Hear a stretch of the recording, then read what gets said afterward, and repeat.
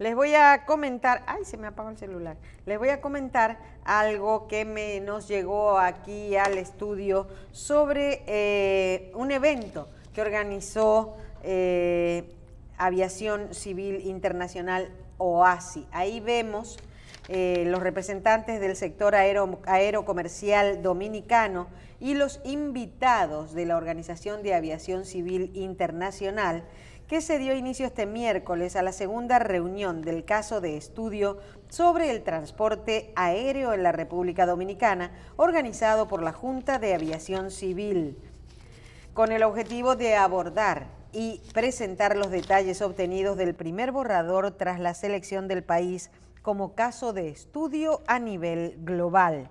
Los avances y el desarrollo de la República Dominicana en materia de aviación civil han despertado el interés de organismos como la Oficina Regional de la OACI para Norte, Centroamérica y el Caribe y del Banco Interamericano de Desarrollo BID, para lo cual se han realizado esfuerzos para determinar el alcance y el impacto social del sector transporte aéreo en el país, tomando como referencia un periodo estadístico de 20 años.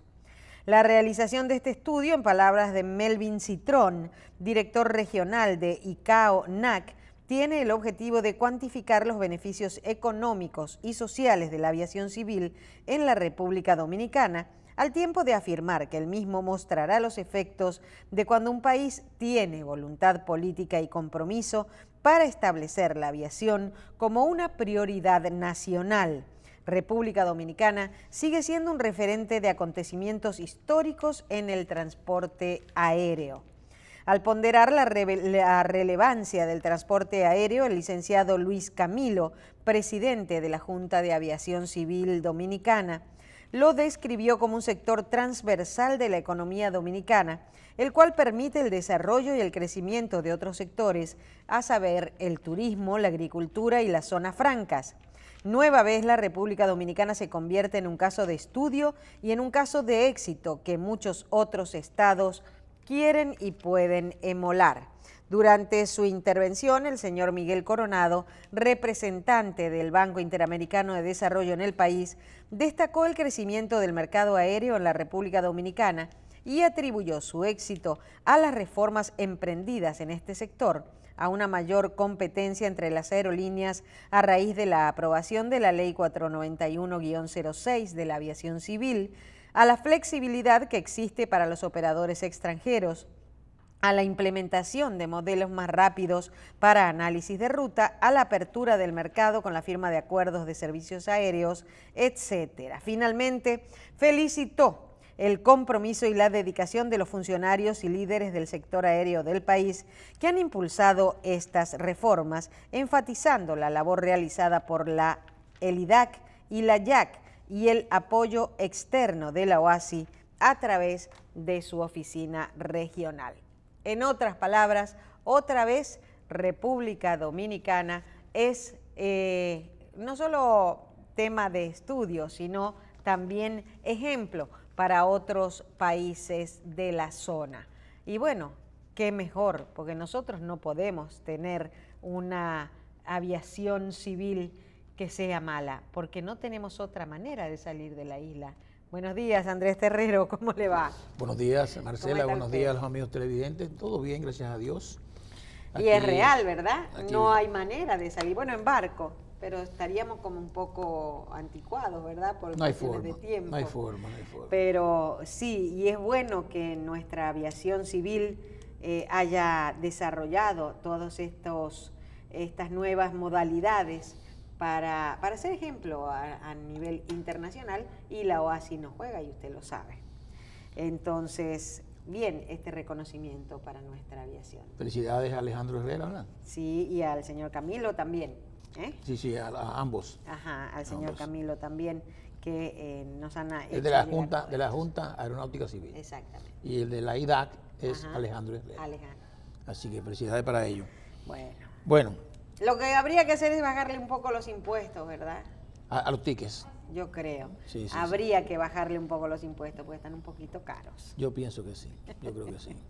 Salir de aquí y tomar un avión es un problema. Es un problema. Pero por lo menos los $10 que te cobran a todos los pasajeros en los tickets, los 10 dólares que son impuestos específicos, eso te lo devuelven si tú lo reclamas. Cada vez que tú vuelas, cuando regresas, entra a la página web de la DGI, escanea tu ticket y escanea tu entrada, lo mandas y ellos te reembolsan 10 dólares específicamente en tu tarjeta de crédito, donde tú digas, en un término de más o menos una semana.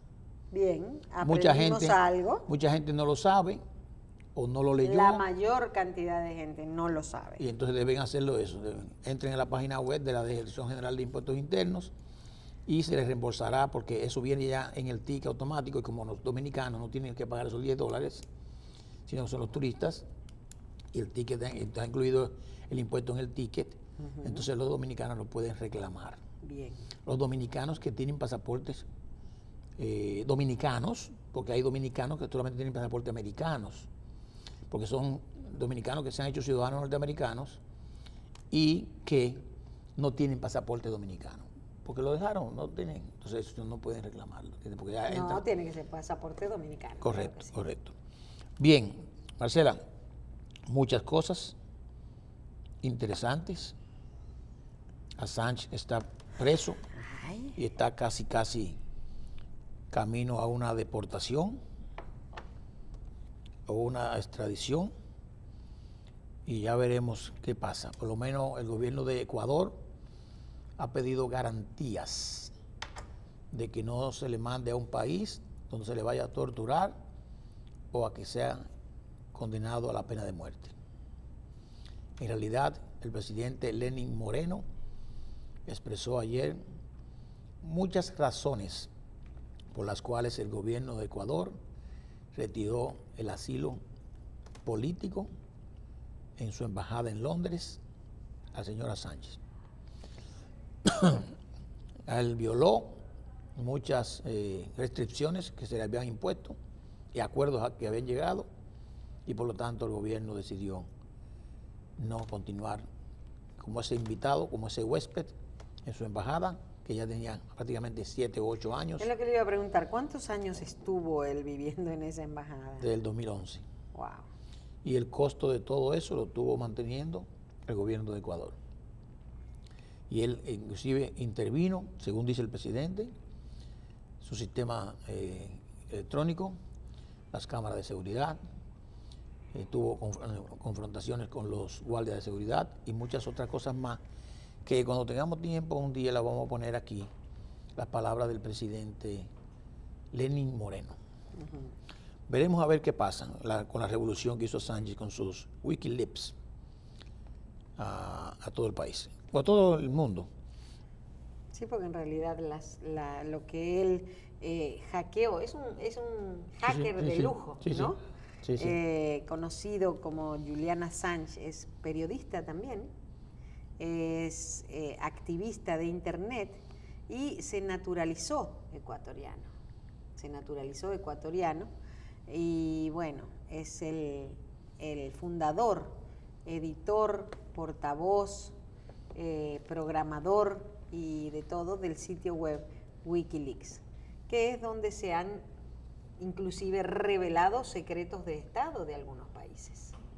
Así es. Muy fuerte. Así es. Bueno, señores, el gobierno dominicano ha reaccionado oportunamente a un pedido, vamos a llamarle así, de las centrales sindicales que desde un tiempo a esta parte, diríamos después del 27 de febrero del discurso del presidente en la asamblea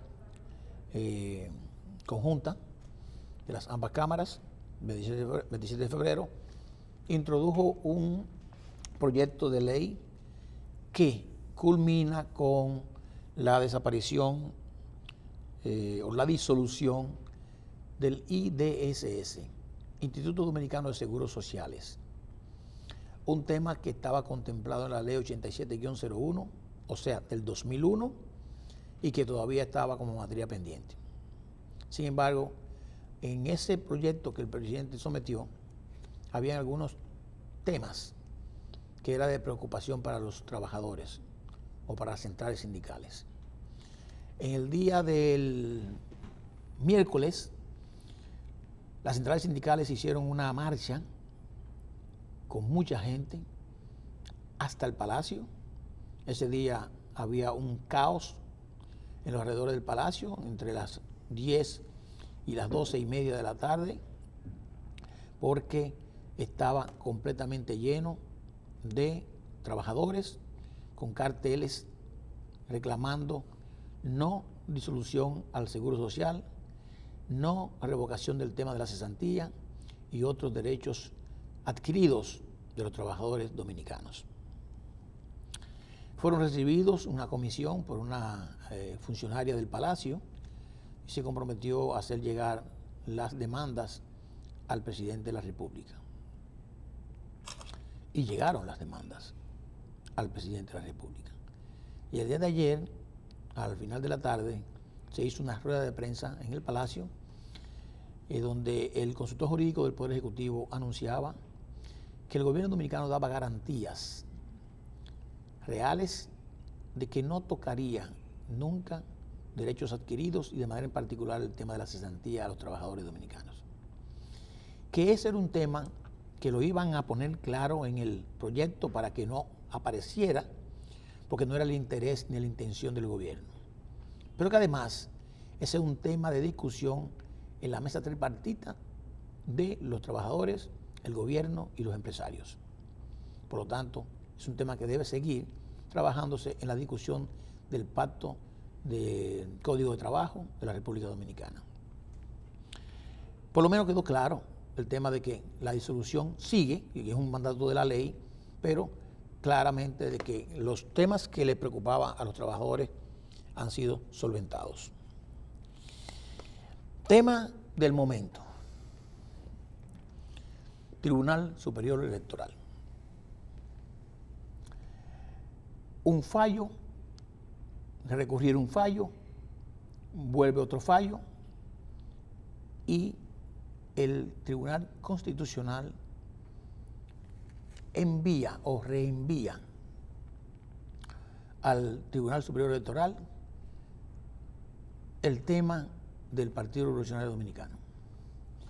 No voy a entrar en consideraciones sobre los temas específicos para que no digan que nosotros no somos expertos en esa área y que no debemos hacer un juicio con relación a lo que se está tratando. De si realmente efectivamente el Tribunal Constitucional había dictado una sentencia o si había reenviado al Tribunal Superior Electoral y los especialistas saben lo que realmente fue, que ocurrió, y que por qué el Tribunal Superior Electoral se arrogó el derecho de evacuar una sentencia en la cual revocaba la Asamblea Extraordinaria del PRD que elegía sus autoridades. En un organismo colegiado de 5 jueces, 3 votan a favor de la eliminación de esa asamblea y 2 en disenso votaron lógicamente en contrario. Y creo que con votos razonados los 2. Sin embargo, el juez o el magistrado Madera le escuché hablar de una forma muy descompuesta con relación a los demás miembros que votaron a favor sobre esa sentencia. Y digo descompuesta porque trajo temas que se ven personales, no como lo son en un órgano colegiado donde cada quien es un voto independiente, al menos que se piense que es un órgano de consenso para todo, que no debe serlo. Y el tribunal emitió su sentencia.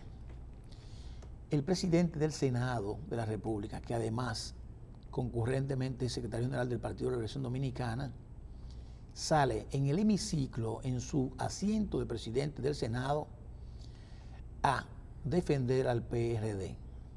Pero más que eso, defendiendo a un aliado, voy a decir así, pero más que eso, atacando la sentencia y pidiendo una interpelación a la Cámara de Diputados a 3 magistrados de ese organismo. Y yo diría que para ser justo, lo que él pide, si procede, debe ser a 4 magistrados, que incluya al magistrado Madera por la forma en que se expresó.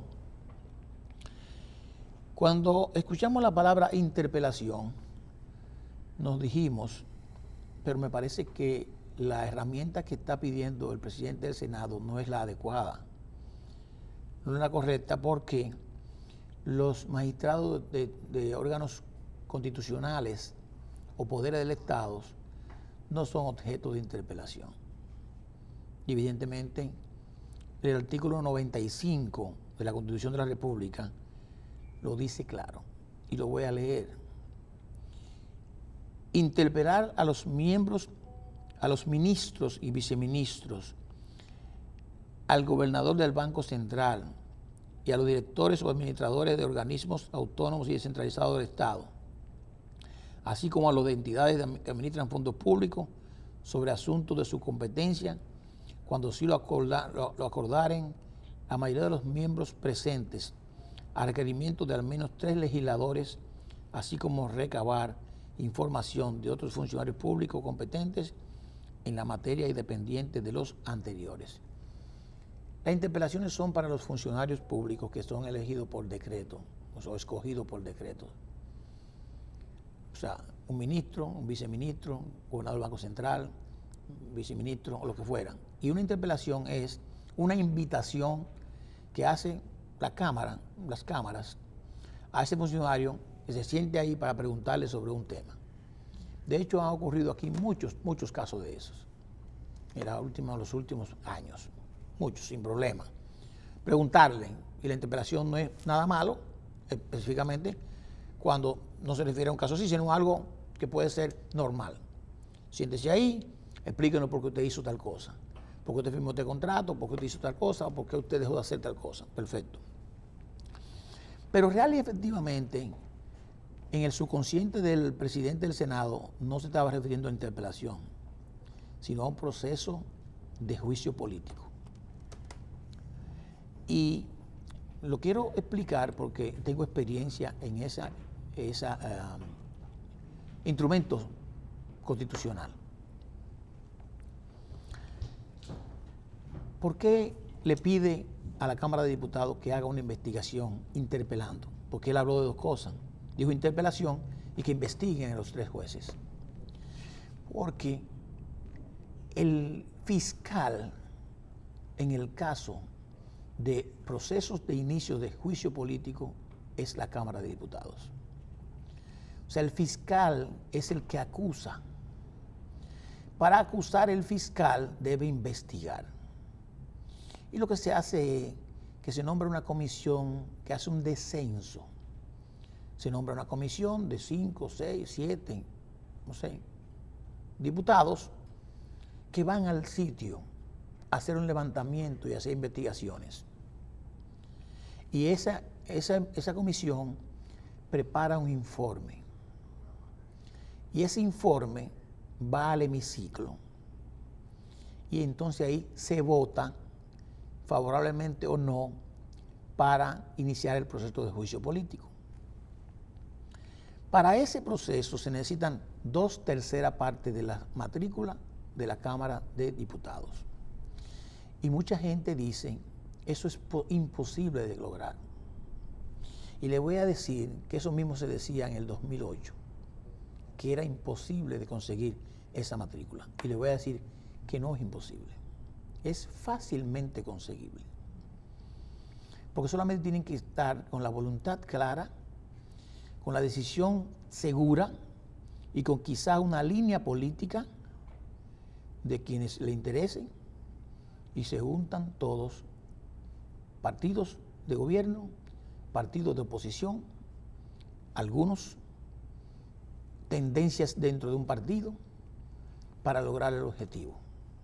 Por lo tanto, no es descabellado lo que han dicho, aunque esto se digan que no es constitucional, sí lo puede ser, y aunque se diga que parecería un atropello a el Tribunal Superior Electoral y algunos de sus miembros.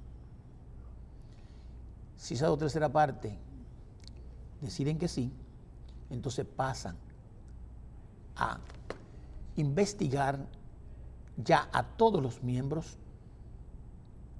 ya una comisión ampliada de la Cámara de Diputados, y decidirán entonces a juicio político y lo mandan al Senado de la República, que es el juez. El presidente de ese hemiciclo es el presidente del Senado, Reinaldo Pared Pérez, que es el que está pidiendo que hagan el juicio político. Por lo tanto, ya él está predispuesto en querer hacer ese juicio. Y más que eso, predispuesto porque entiende que han cometido un error contra un partido aliado al Partido de la Liberación Dominicana. Y me parece, primero, al margen de que fuera presidente de la Cámara de Senadores, que lo más justo es defender a un aliado. Me parece que sí. Hasta en la familia se puede hacer eso.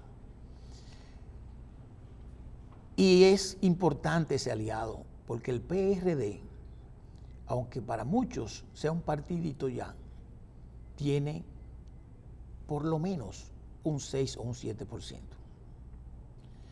Porque con Miguel Vargas Maldonado, que es el presidente, en la Cancillería, eso ha generado más adeptos. Y para cualquier partido, para cualquier candidato, el PRD es importante. Y lo será importante para Danilo Medina, como lo será también tan importante para Leonel Fernández, en el caso de que cualquiera de los dos sea el candidato que se decida. Que se piense ese 6%, hace la diferencia. Esa es la diferencia. Hace la diferencia en cualquier votación. Y de todos los demás partidos, quizás es el que más tiene, al margen del PRM, que no va a ser un aliado nunca del PLD, por lo menos en la parte hacia la electoral.